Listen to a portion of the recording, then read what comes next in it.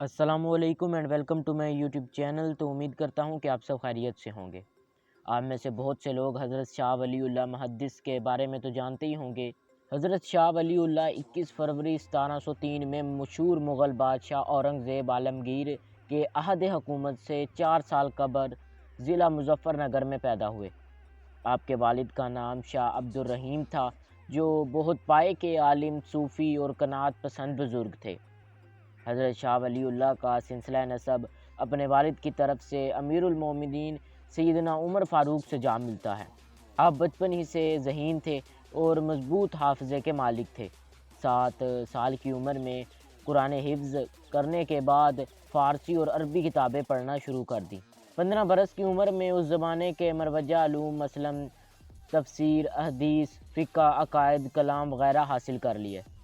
والد کے انتقال کے بعد 17 سال کی عمر میں آپ کو مسند تدریس سنبھالنا پڑی اور تقریباً 12 سال تک آپ نے اپنے والد کے مدرسہ رحیمیہ میں دینی علوم کی تعلیم دی۔ پھر حرمین شریف کی حاضری کے لیے 1730 میں سفر حجاج کے لیے روانہ ہوئے اور 2 سال تک وہاں مقیم رہے۔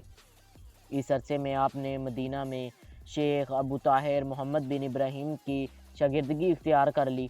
آپ نے ان سے احادیث کی تعلیم حاصل کی۔ 1732 میں ہندوستان واپس لوٹ آئے اور درس و تدریس کے سلسلے کا دوبارہ آغاز کیا۔ علم کے پیاسے دور دور سے جوک در جوک علم کی پیاس بجھانے آپ کے پاس آتے اور احادیث کا علم حاصل کرتے۔ درس و تدریس کے ساتھ ساتھ حضرت شاہ ولی اللہ نے تصنیف و تالیف کے ذریعے احیاء دین کا کام کیا۔ وہ عارف کامل، علوم شریعہ کے محقق اور میدان علم و عمل کے شہوار تھے۔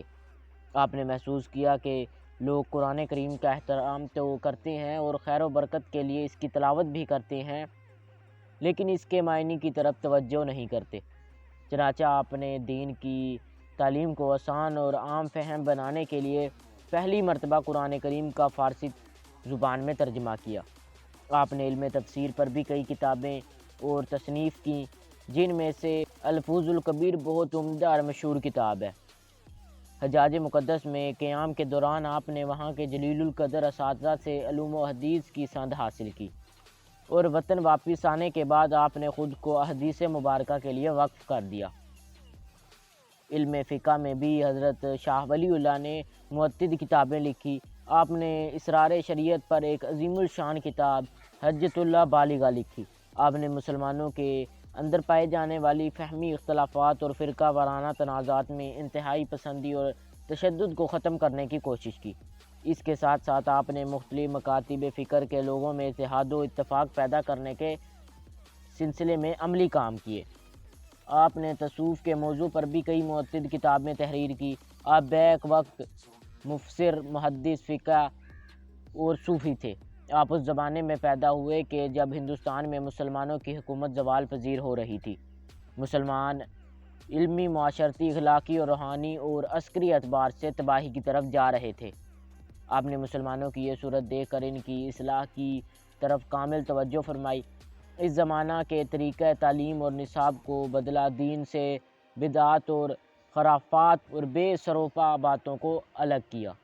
آپ نے قرآن و سنت کے علوم کی صحیح بنیاد ڈالی اور قوم کی بدحالی کا مداوع کیا۔ آپ کے 4 بیٹے بھی علم و فضل میں ممتاز ہوئے اور انہوں نے بھی اپنے والد کے کام کو جاری رکھا۔ حضرت شاہ ولی اللہ کا انتقال 20 اگست 1762 کو ہوا۔ آپ پرانی دہلی میں ترکان گیٹ کے قریب اپنے والد کے پہلو میں دفن ہیں۔ اس خاندان کے ہر فرد کے اہل علم و حدیث ہونے کی وجہ سے یہ قبرستان محدثین کے قبرستان سے بھی مشہور ہے۔ امید کرتا ہوں کہ آپ کو ہماری یہ ویڈیو پسند آئی ہوگی۔ اگر ویڈیو پسند آئے تو ویڈیو کو لائک، شیئر اور چینل کو سبسکرائب کر دیں۔ آپ سے اگلی ویڈیو میں ملاقات ہوگی۔ اللہ حافظ۔